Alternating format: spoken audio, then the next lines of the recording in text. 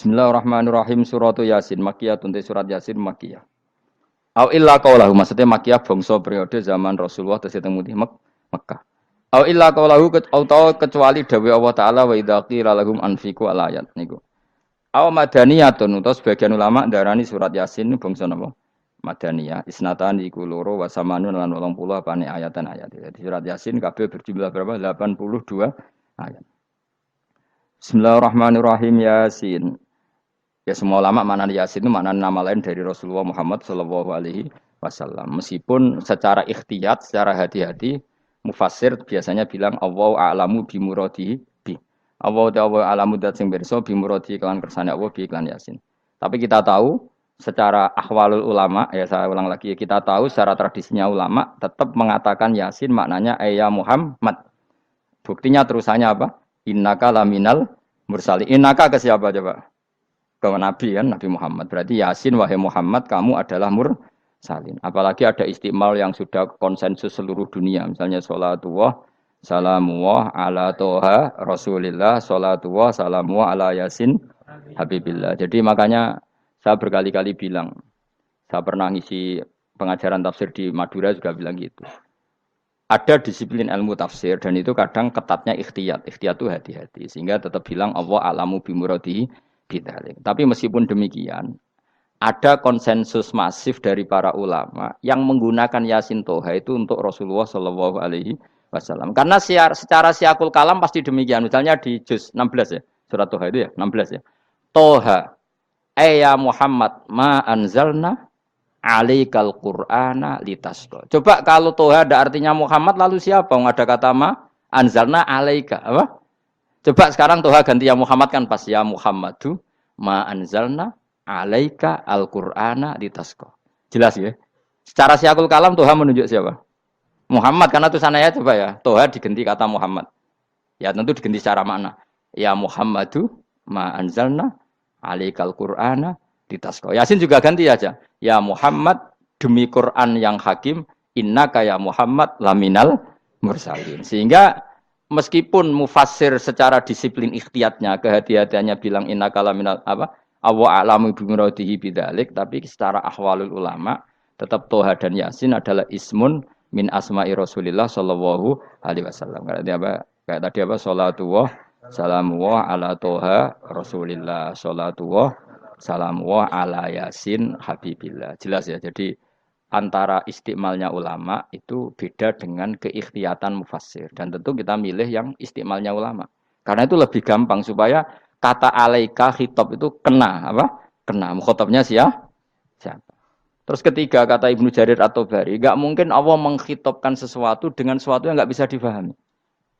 Karena orang Arab dan zaman itu paham Yasin adalah Rasulullah, Toha adalah Rasulullah, sehingga ada khitab itu. Buktinya orang kafir zaman itu enggak pernah menyoal gini. Muhammad katanya Quran itu indah, mudah difahami. Ternyata ini ada lafaz-lafaz yang kita tidak paham. Nyatanya orang kafir tidak gugat seperti itu. Itu menunjukkan bahwa penggunaan Toha dan Yasin adalah ma'ruf dan difahami. Paham? Jelas ya? Ya soal nanti ikhtiyat, ya ikhtiyat saja kita ikhtiyat. Paham ya? Tapi tetap difahami. Apa? Tetap difahami. Buktinya jelas kan Toha ma anzalna alaika. Berarti diganti saja apa? Ya Muhammad ma anzalna alaika al-Qur'ana litasqa. Mohon jelas ya. Wal Qur'ani demi Qur'an al-Hakimi kang bijak. Ail muhkami tegese kang kuat utawa kang kukuh. Kukuh maknane indah bi aji binasmi kelawan keajaibane susunan wa badil ma'ani lan keindahane makna. Innaka saat temne sira ya Muhammad wa Muhammad lamnal mursalin setengah sangking wong sing diutus. Sungguh termasuk wong sing diutus Allah. Ora sekedar diutus ala siratin kowe ngatasi jalur to dalan mustaqimin kang jejeg. Uti alaik mutalikun ta'aluk bima perkara qabla kang sedurunge iki dawuh. Aitorikil anbiya tegese kowe iku sesuai dalane para-para nabi qabla ka sedurunge sira. Maknane torikil anbiya ya tauhid tegese tauhid wal huda lan petunjuk. Wa taqidu tenau kiti bil qasami klan qasam wa ghairi lan liyane qasam ngrad niku nolak liqaulil kufari marang ngucape wong kafir lagu maring nabi wong kafir komentar ning nabi napa lasta mursala Muhammad iku ora rasul. Terus Allah jawab innaka laminal mursalin. Tanzilal azizi kang kowe iku dadi rasul mergo entuk turunan untuk keturunan Quran sing aziz, sing tanzilal aziz. Kang Quran iku dadi sesuatu sing diturunno Allah sing aziz. Fi mulkihi dalam kerajaane wa ar-rahimi kang welas, fi khalqihi lan makhluk Allah. Utai lafat tanzil ku khabar mubtada'in khabar mubtada'. Ya karena Imam Suyuti baca tanzilu sehingga dia nerkepnya mubtada'. Tapi kira kita akan baca apa? Tanzila. Makanya saya berkali-kali ngaji itu sama guru. Imam Suyuti dia itu bacanya tanzilu, makanya dia nerkep jadi khabar. Sementara kira kita tanzila, maka kita nerkep jadi maf'ul mutlaq. Paham ya? Makanya kamu enggak usah bingung iki kok jadi khobar padahal macane tanzila. Utawa ora bingung mergo ora paham pilihane loro tok. Ya. Jadi yang jelas Imam Suyuti itu kadung milih rofa, makanya dia nerkep khobar. Paham ya tanzilu, makanya dia nerkep apa? Khobar. Kalau kita baca kan tanzila, maka itu maf'ul mutlak atau nyimpan kata amdahu. Ayil Qur'an itu kese Qur'an. Bi khabaru mubtada'in muqaddarin. Apa sing kang aran tanzilul aziz ya Qur'anu tentu Qur'an. Qur'anu tujuane ditungdira supaya ngekeki peringatan sira bil Qur'an kauman ing kaum muta'alikun bitanzil. Maung zira kang ora dikeki peringatan sapa abahum bapak-bapak wong akeh elam yung zaru. Tegese ora dikeki peringatan sapa akeh fi zamanil fatra ing dalam zaman fatra. Ya jadi Quran itu gunanya ya membuat logika yang benar supaya orang itu menghindari kesalahan. Jadi menakut-nakuti itu kalau enggak harus tentang neraka. Takut dari kesalahan, takut dari kebodohan. Kan kita juga takut kan punya pemimpin yang salah, takut punya kasus, takut kepleset. Ketakutan tidak harus dari neraka. Makanya saya berkali-kali bilang, saya sering dulu dinasihati Mbah Mun, enak kepen alim, ojo sering maca tafsir, mari goblok dari Mbah Mun.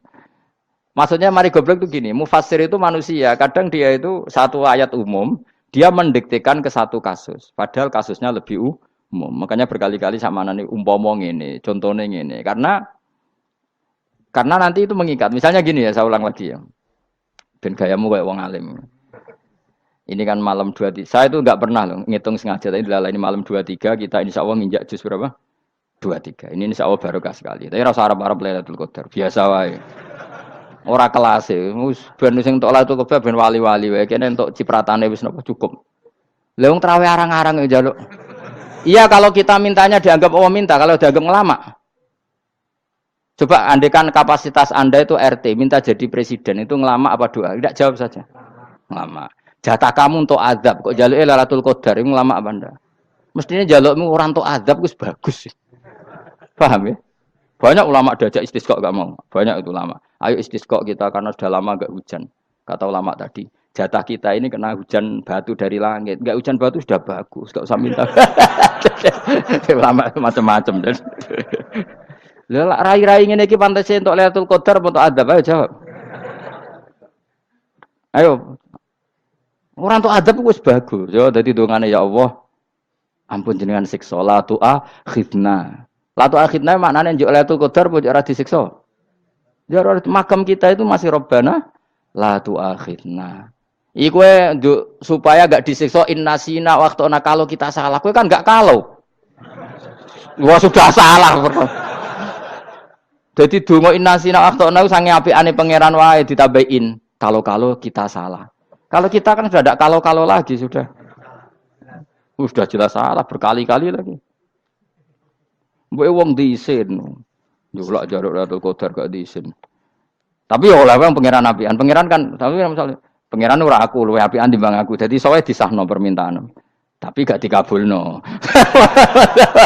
Mau disahno tapi ora usah apa? Disahno iku iman jalin jan wong goblok piye meneh, macam-macam. Makanya doa paling fair itu ya Rabbana dzalamna anfusana wa lam taghfir lana wa tarhamna lanakunanna. Makom kita itu di sepuro pangeran. Sing bener donga wong traweh-traweh lho ning Tuban ning Jogja wis bener apa innaka afuwun karim tuhibbul afwa fa'fu anna. Ora ana guru-guru kita ndonga, ya Allah anilna lailatul qadar ya Allah. Ka ono sarahku kiye kita ora ono ngajarno ngono ya Allah innaka afuwun karim tuhibbul afwa fa'fu anna. Jenengan kandat sing kathah nyepurane lan seneng nyepuro impun jenengan sepuro. Iku wis bagus sudah. Bagus. Lailatul qadar gresuk ndelok srengenge. Terus ndelok angin. Angger daerah Gunung Kidul banter terus anak-anak. Mbok wong tahu diri, maksud kula nggih tetep minta Lailatul Qadar tapi tahu tahu diri. Misalnya suwe bar sedekah, puasa bar salat 1000 rakaat terus utang mesti sahur. Ambek togo-togo sing mbok dolimi jaluki sepuro. Pas kowe tenan mergo ngrasa ora dolim, nduk Lailatul Qadar. Tapi kira ngrasa ora dolim wis ujub sombong. Wong sombong ya ora berhak meraih. Lah terus piye Gus? Ya piye biasa wae, pokok biasa wae. Makom kita kok ora kena adab itu sudah luar biasa. Ora penuh adab piye. Wis ngene iki luar biasa, napa? Luar biasa. Mun nang ngandel kula, mesti ngene iki keadaan seperti ini terus. Soale dongane wae Rabbana la tu'akhidna in nasina wa akhtana. Itu sudah luar biasa. Nah, ini kan teruskan dawuh Mbah Mun. Misalnya Allah bilang gini, fattaku, maka takutlah kamu. Biasanya mufasir ditambahi minan nar, maka takutlah kamu masuk. Sebetulnya yang perlu dihindari dari kita, takut itu ya, takut salah, takut bodoh, takut terdolimi, takut mendolimi orang lain, takut hidup tidak ada gunanya. Tapi mufasir tentu milih yang populer, takutlah kamu dari api neraka. Coba misalnya gini, kita nanti masuk surga. Kemudian zaman di dunia kita tidak pernah berkampanye ya atau berkontribusi untuk agama Allah. Cara saya itu izin. Kata Imam Malik, saya masuk surga. Kemudian orang yang mencintai saya masuk surga itu saya malu. Rasulullah juga gitu. Saya sebagai pemimpin umat, saya malu masuk surga. Dan satu dari umat saya masih masuk neraka. Jadi ulama dulu tuh ketakutannya bukan sekedar masuk neraka, takut malu, takut bodoh, takut keliru, takut. Saya misalnya nanti masuk surga itu malu, andaikan saya tidak pernah ngajar tafsir Jalalain. Malu saya. Karena katanya Allah, hak kenapa pun swarga? Terus dibon swarga. Tapi kalau pernah baca tafsir jalan kan anak keren nih. Keren artinya saya pernah mengkampanyakan Quran, pernah mengkhidmati Quran, pernah ngitmai kitab engkau ya Allah. Saya pernah ngitmai umatnya Rasulullah yaitu sampean kabeh. Pernah mulang, pernah sowan. Saya tiap bulan sowan jenengan gak sopan tapi. Mulane kira usah bales sowan rono malah ganggu aneh-aneh. Kadang santri yo pidol, wis diulang cek sowan. Orang tuh kiai kalau sudah di rumah tuh milik keluarga biar fair. Bermulang cek assalamualaikum terus kiai ini kagok keluargane ku kapan? Mbok mikir bocah ora karu-karuan. Jadi seneng yo di ilmoni, napa seneng yo di ilmoni. Saya ulang lagi ya. Nah, kata yang ditafsir itu sering tidak mengikat. Makanya kata Mbah Mun, baca tafsir itu dikurangi. Maksudnya dikurangi itu bukan apa-apa, maksudnya tadi kalimat yang ditafsir itu tidak mengikat. Yang mengikat itu yang kalimat di Quran. Nah, kalimat Quran itu umum, napa? Misalnya gini, Allah lalu gini.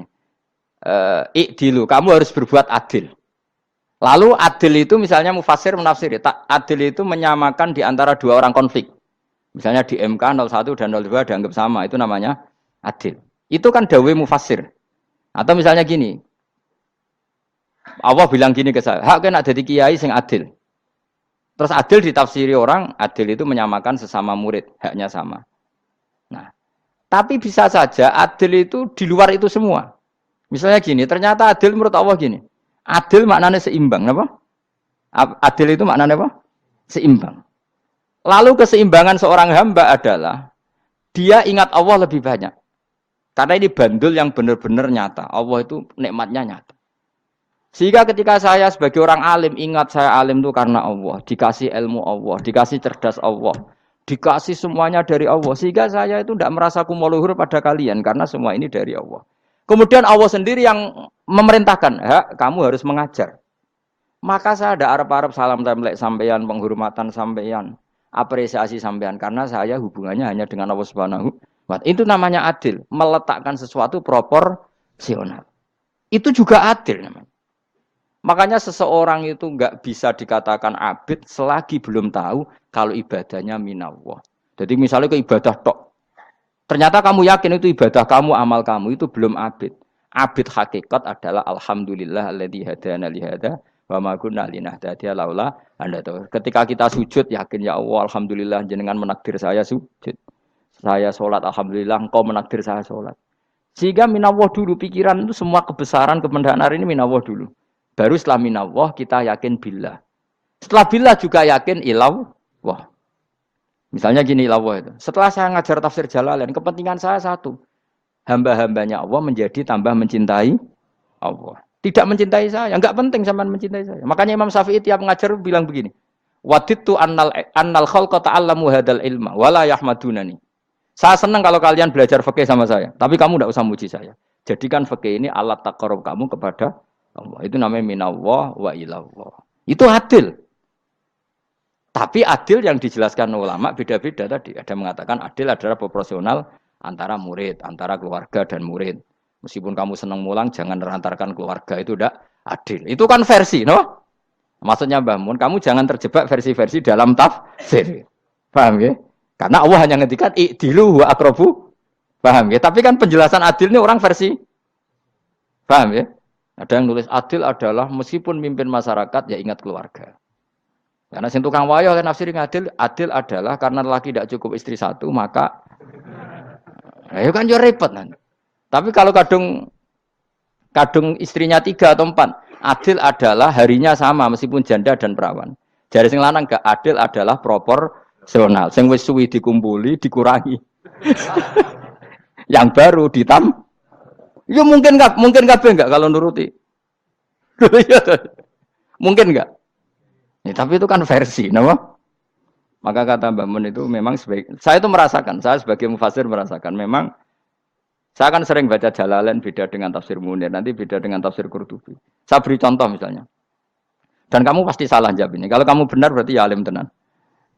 Wa idza darabtum fil ardi falaysa 'alaikum junahun an taqsuru binas shalah. Orang kalau pergi itu boleh enggak ngosor salat? Enggak, jawab saja. Boleh kan? Ngosor salat itu apa? Misalnya salat asar 4 jadi berapa? 2. Kalau isya jadi 2. Kalau subuh? Enggak, sudah maju lah. Maghrib? Enggak, kan yang bisa dikosor hanya berapa? Yang rubaiyah, yang apa? Berarti kamu yakin, antak suruh minas sholat artinya 4 jadi 2, yakin? Enggak, jawab saja. Yakin. Nah itu termasuk orang pinter. Ya. Berarti ilmu lagi sak trip. Ya? Sebetulnya kata Imam Qurtubi enggak. Ayat itu kan hanya bilang gini, kalau kamu bepergian, maka kamu boleh menyendak sholat. Qasru itu memotong. Dari aturan yang dulu 4 menjadi 2. Sebetulnya tidak hanya itu tok.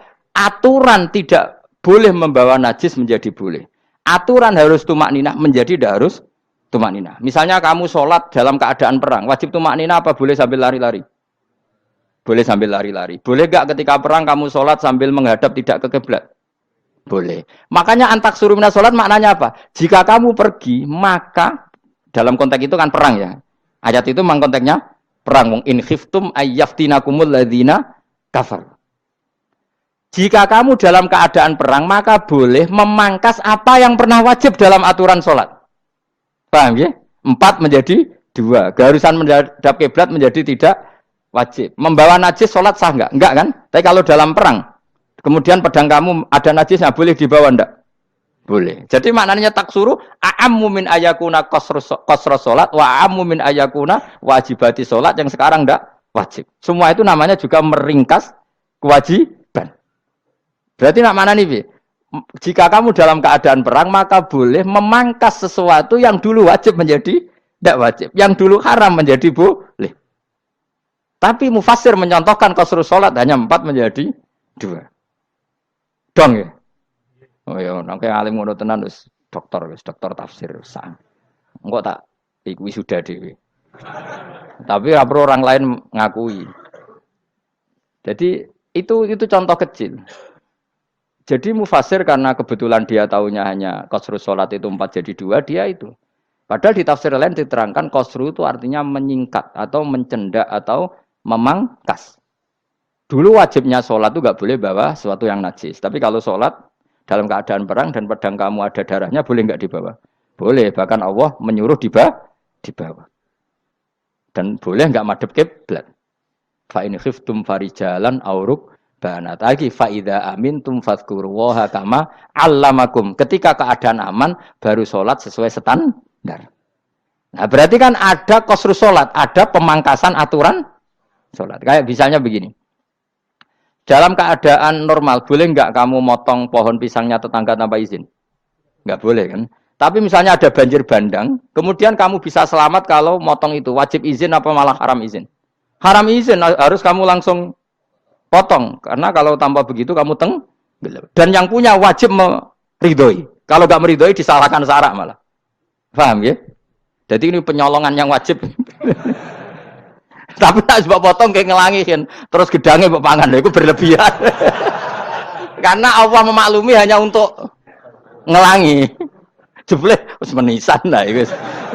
Itu di luar izin syariat apa? Di luar izin syariat. Itu melampaui batas itu.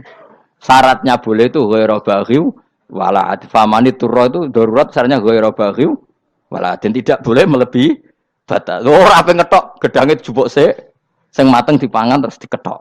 Ora oleh. Paham jelas ya.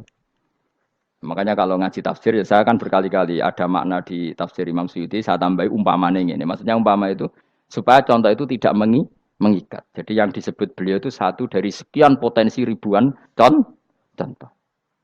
Ya kayak tadi misalnya antak suruh minas sholah.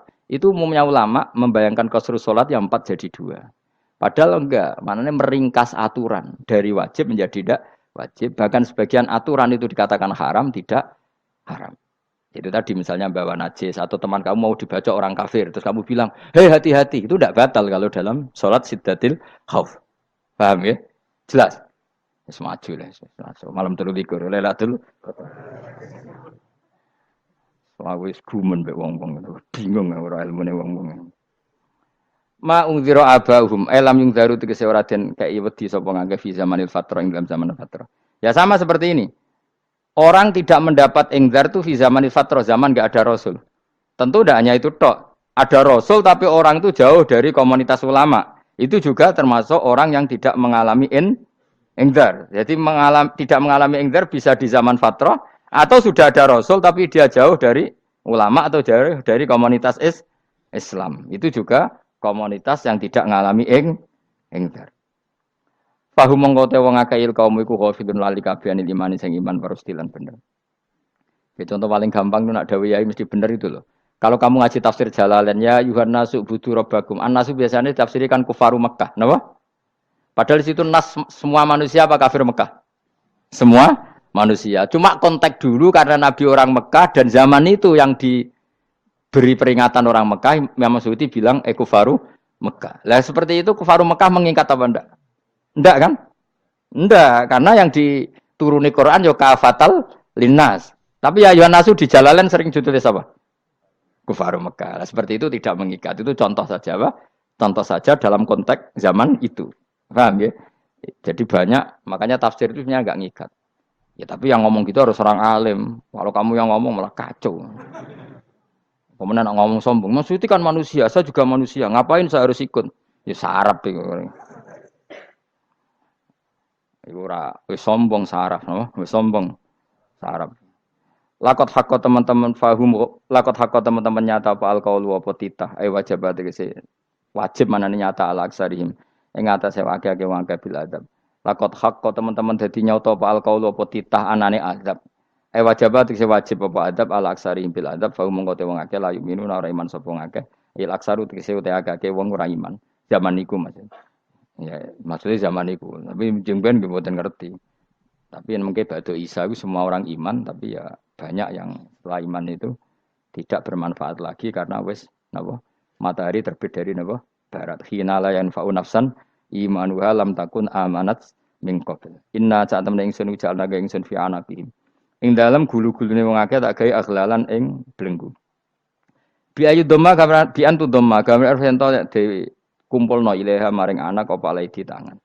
Di anal gila karena saat menegil iku yajma'u iso ngumpulno apa gil al yada ing tangan kal unuk maring geger maring napa gulu-guri lho jenenge unuk. Wong Arab nak darani kene iku unuk, nak darani kene iku nakher. Ya jare wong Arab, ya kene iki unuk, kene iki nakher. Lah gulu niku ngeten, tangan didakok teng napa? Napa? Gulu. Napa jenenge jidok niku jidokne. Sing guri-guri. Faya mungkote tangan ilaidi kumas muatun ting kumpulno ilal atqoni maring dagu. Niki lho jenenge dagu. Jam udzakonin wa ya mustama ulahyan. Kumpule dua dagu atau dua wang nek jomanan. Fahum mongko te wong akeh mukmahuna iku dadi bunder sapa wong akeh. Manane rafiuna ngangkat wong akeh ruusahum ing sirahe wong akeh. Lastatiuna ora iso mampu sapa wong akeh khodaha ing ngendekno ruus. Menawa dhewe maksudi wa ta iki mutamsilun mu bayangan, mutamsil gambaran. Mulane kula gumun mbek ulama riyen. Tak contohno ya, nak ulama dhisik ku top. Wong dhisik nak ndarani bun neraka digludungno. Wong kafir sok ben digludungno ning neraka. Iku yo pancen ngalim tenan ngomong dhisik. Mergo gambarane ngene, ora usah mbok praktekno soben, praktekno saiki wae.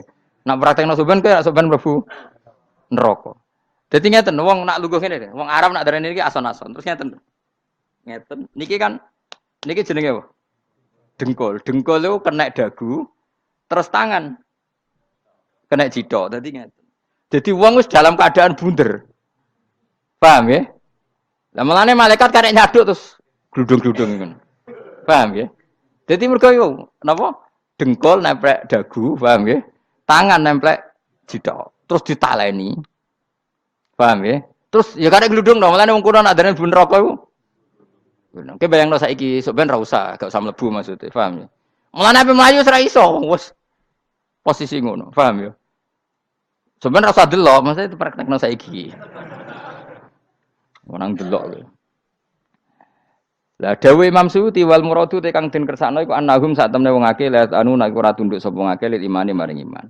Wala faduna nek ora tunduk sapa ngakeh ora ndilukno ru'usahum ing sira wong akeh lahu krana iman. Iki tapi dawuh Imam Suyuti. Tentu tidak semua ulama sependapat. Jadi cara Imam Suyuti semua yang dikatakan Quran ini muktamsil. Artinya mereka tidak tunduk, maknanya tidak menerima iman. Ya, tapi itu cara Imam Suyuti. Ulama lain yang mengatakan tidak. Memang orang kafir ketika masuk neraka dalam keadaan seperti itu dan digeludung.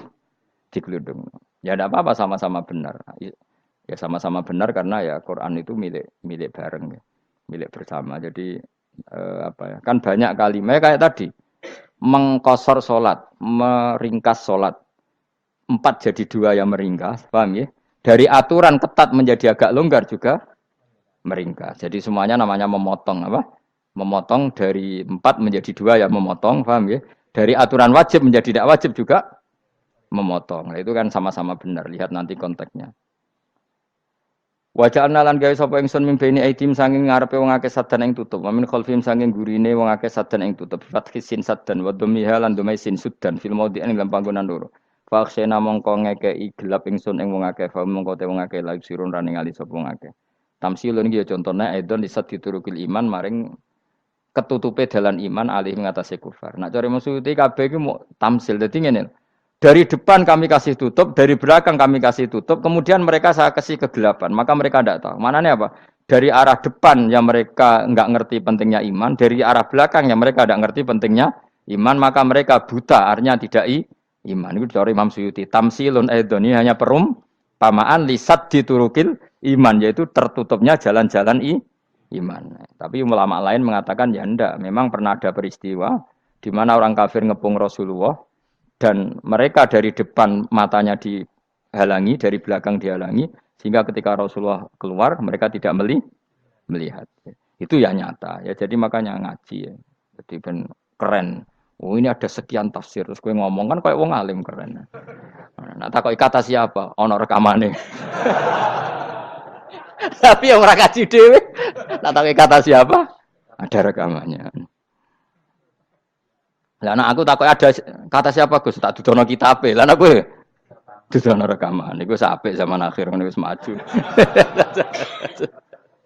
Sok sing rido kan. Enak kok Kang dadi orang alim gue enak. Nanti itu dadi wong alim ya rugi. Tadi nanti kan gitu. Syekh Abdul Qadir masuk surga. Entah ini gelombang kedua dan para penggemarnya. Jadi akhirnya sing alim tenan yang mlebu swarga, sing kedua apa? Dan para penggemarnya. Iku ora usah alim Kang, cukup penggemar. Jadi aku sebenarnya rugi kan. Gus Pak masuk swarga kedua dan para penggemar. Waduh. Terus jebule padha ae. Iku saking rahmane Allah. Kenapa? Kan masyhur itu hadis itu. Rasulullah itu ada sahabat nangis, enggak bisa tidur nangis. Berhari-hari enggak bisa tidur nangis. Hanya karena ingin punya satu pertanyaan. Lama-lama ketemu Nabi, ya Rasulullah saya sudah berhari-hari enggak bisa tidur. Ingin menanyakan ini tapi tidak berani. Coba kamu tanya saja. Ya Rasulullah, saya ini kalau mati, engkau kan suatu saat dipanggil Allah. Saya tidak ketemu engkau. Makanya mumpung sekarang saya tak melihat wajah engkau sekuat-kuatnya, sepuas-puasnya. Kata Nabi, ya. Terus, kenapa? Ya kalau engkau di surga, saya di neraka kan enggak ketemu lagi. Atau kalaupun engkau di surga kan kelasnya beda, kan enggak ketemu lagi. Jadi kemungkinan dua-duanya itu enggak ketemu. Kata. Karena tadi bisa aja, ya artinya Nabi karuan di surga, saya di neraka enggak ketemu. Atau engkau di surga, saya di surga pun beda kelas, ya enggak ketemu. Kata Nabi, tidak begitu aturan mainnya. Almaru ma'aman ahabba. Orang itu sesuai yang Ya dia orang bersama orang yang dicintai. Jadi ya saya harus ikhlas kalau kamu saingi nanti. Ya, takdir no. Wasawana ni padha uga ale ngatasi wong akeh angger tau te ngekek peringatan sira gumeng wong akeh bitahqiqil hamzatin angger ta. Wa ibdali saniyati alifan angger ta humata sili ala nasil hamzah wa itu khali alifan wa ban alif bin musahal andaran dan hamzah sing ditasil wa ukhra lan ya wa tarki lan tinggal itu khali. Amlam tungzirhum wong ra wis bakat kafir mbok elingno cek ra mbok elingno tetep la yu'minun ora gelem iman. Lah sing iman iku sapa inama tungziru ang mestine ngelingno sira. Maksude yan fa'u tegese manfaat apa ing daruka peringatan sira. Peringatan nemu manfaat man ing wong ittaba kang anut sapa man adzikra ing Quran il Quran tegese Quran. Wa khasyialan wedi sapa man ar-Rahman ing Allah Rahman bil ghaibi padahal ora roh pangeran. Ya khofa tegese wedi sapa ing Allah toh walam yara ora ningali sapa wong ing Allah. Nane bil ghaibi itu apa? Takut Allah dalam keadaan toh dia tidak melihat Allah lang. Mergo tak tafsiri bil ghaibi barang gaib. Barang gaib ning Indonesia terjemahannya hantu. Melihat alam gaib itu maknanya apa dalam bahasa Indonesia? Hantu. Mulane bil ghaibi ra tak terjemah, apa? Ya namanya ini wa khosyalan di sapa wong ar-Rahman yang wasir Rahman bil ghaibi padahal dene ra roh langsung. Ya ora usah diterjemah ya. Terjemah dadi apa? Barang gaib malah repot. Fa basiruhum mongko ngekeki berita gembira sira ing man bimaghfiratin kelawan pengempuranan wa ajrin dan ganjaran karimin kang terhormat. Orang yang seperti itu yang ngikuti Quran dan takut Allah itu layak mendapat maghfirah wa ajrin karim wa ta'ala juru karim wal jannatu swarga.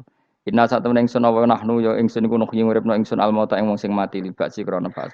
Wa naktubu lan nulis ingsun fil lauhil mahfuz ma ing apa wae kodamu kang nglakoni sapa ngake fi hayatihim. Di lauh mahfuz apa yang pernah kamu lakukan ditulis min khairin kaapian wasari dan kaelean liyujazau supaya diwales sapa ngake alih ing atase iki. Wa atharahum lan yo tak tulis bekas-bekas kelakuanem. Matek saya perkara ustuna kang digawe sunah apa bima badam sause wong akeh. Jadi perilaku kamu ditulis, setelah kamu mati ya masih ditulis, yaitu bekas-bekas sunnah kamu yang pernah kamu lakukan. Jadi misalnya kok penemu judi, selama ada orang judi ya kamu dapat, paham ya? Paham ya? Loro gak ya? Makanya ulama ngendikan dulu tubalil amwat, tubaliman mata wa matat ma'ahu dunubuh. Bejo wong mati, kemudian dosa-dosanya melok mati pisan. Maknanya dia mati dalam keadaan tidak pernah melahirkan sunnah keburukan, paham ya? Tapi bejo wong sing mati, kemudian dia meninggalkan sunnah kebaikan yang diikuti terus. Kok sampean ini lho bener? Gak paham jalannya lah, nggo jalan kalau turun ngaji. Sehingga sebenarnya anak gak paham lah ya gowo. Lho kok nggo jalan cung dhisik bapak ra paham lah ya gowo. Itu sudah bagus. Apa? Bagus. Berarti pokoknya anut anak ya anut. Wah, pokoknya keren, pokoknya keren sampean keren. Jadi nanti sampean anak tuku jalan takoki, Pak, kok tuku jalan dhisik bapak aku ning lemari iki ono jalan. Lah tapi dhisik bapak paham yo ora paham padha. Wis stop, stop. Jelas ya gitu. Wanak tubuh mangkodamu wa atharoh. Makanya sisa-sisa amal kita, bekas-bekas amal kita semuanya adalah ditulis sampai Allah Subhanahu wa taala. Mulane kula kepengin jenengan nate syukuran, pisan-pisan nate syukuran. Pertama anak kita bisa sholat. Guling-gilingan banyak orang syukuran perkara ulang tahun. Kenapa pertama anak kita bisa sholat kita tidak pernah apa? Syukuran. Padahal sholat itu yang menjadi identitas anak kita, kehambaannya ila yaumil kiamah. Mbok ya orang itu gitu. Sehingga nanti anak kita itu senang sekali. Itu saya itu kalau agak marah, itu anak saya yang paling kecil, baru umur 6 tahun. Itu tahu-tahu bilang, "Pak, saya sudah sholat."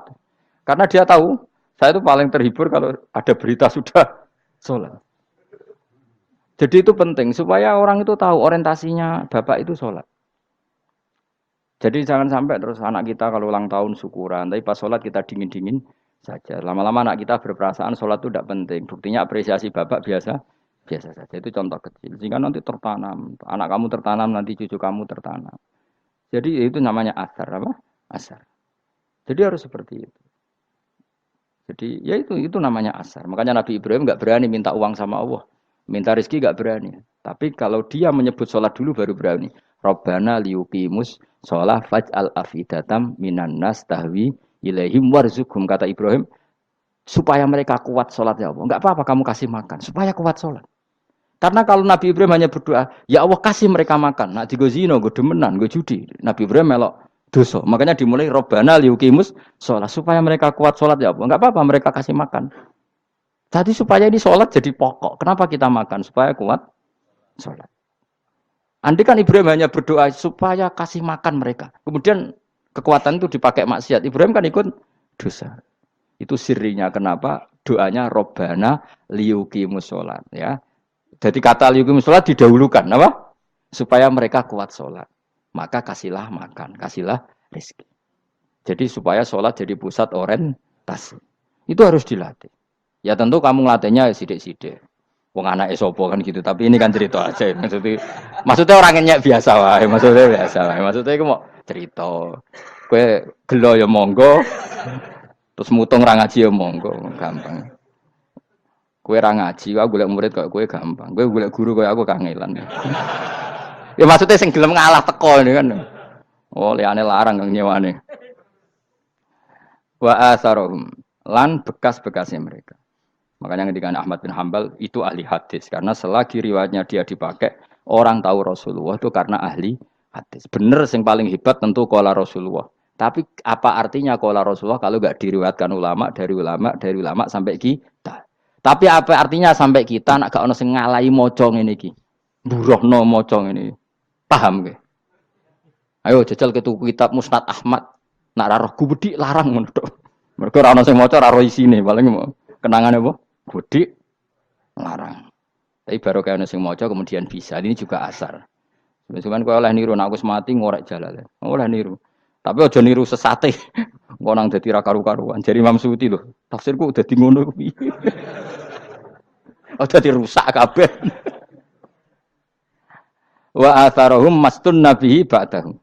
Kalau suwun nggih dilatih, kalau anak-anak sampean mulai bisa sholat, tunjukkan kalau Anda senang lewat syukuran atau lewat apa. Ya harus besar-besaran. Tunjukkan kalau kamu mengapresiasi secara senang, karena itu identitas kita. Apa identitas kita? Wa kullu shay'in lan ing saben-saben perkara. Nasobahu bi fi'lin fasir utawa nasbuhu. Nasbuhu ta nasabe lafat kullu shay'in bi fi'lin lan fi'il yufasir. Nasbuhu ta nasabe lafat kullu shay'in bi fi'lin lan fi'il yufasiru kang nafsiri ing fi'il apa dawuh ahsainahu. Ahsaina kullu shay'in ahsai. Nah, berarti namanya wa kullu shay'in lan ngitung ing saben-saben perkara. Wa kulasain lan ingsun ngitung ing saben-saben perkara. Maknane ahsana tegese ngitung ingsun ing sa. Dobat nau tegese ngitung ingsun ing sa fi imamin ing dalam catatan utawa ing dalam kitab induk. Imam ku maknane kitab induk mubinin kang jelas. Kitabin tegese kitab bayin kang jelas. Wa al kitabul bayin iku Allahul mahfuz lah mahfuz. Subhanallah wa bihamdihi adada khalqihi wa ridha nafsi wa zinata arsyihim dalam kalimat. Subhanallah wa bihamdihi adada khalqihi wa ridha nafsihi wa zinata arsyihi data kalimati. Subhanallah wa bihamdihi adada khalqihi wa ridha nafsihi wa zinata arsyihi data kalimati. Subhanallah wa bihamdihi adada khalqihi wa ridha nafsihi wa zinata arsyihi data kalimati. Subhanallah wa bihamdihi adada khalqihi wa ridha nafsihi wa zinata arsyihi data kalimati. Subhanallah wa bihamdihi adada khalqihi wa ridha nafsihi wa zinata arsyihi midada kalimati. Subhanallah wa bihamdihi adada khalqihi wa ridha nafsihi wa zinata arsyihi midada kalimati.